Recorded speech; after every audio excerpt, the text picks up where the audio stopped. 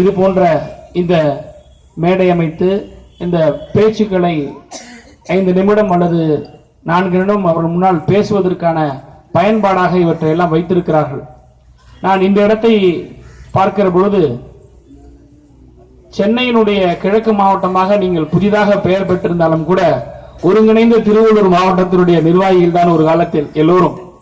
இங்கே இருக்கக்கூடிய மேடையில் இருக்கக்கூடிய நிர்வாகிகளும் சரி, கீழே இருக்கக்கூடிய நம்மளுடைய முன்னாள் மன்ற உறுப்பினர் நம்முடைய சகோதரர் உட்பட எல்லோரும் திராவிட முன்னேற்ற கழகத்தினுடைய ஒருங்கிணைந்த திருவள்ளூர் மாவட்டத்தினுடைய நிர்வாகிகள் தான். அந்த வகையில் நான் ஒரு மாவட்டத்திற்கு வெளி மாவட்டத்திற்கு சென்று நிகழ்ச்சியிலே கலந்து கொள்ளுகிற ஒரு உணர்வு இல்லை.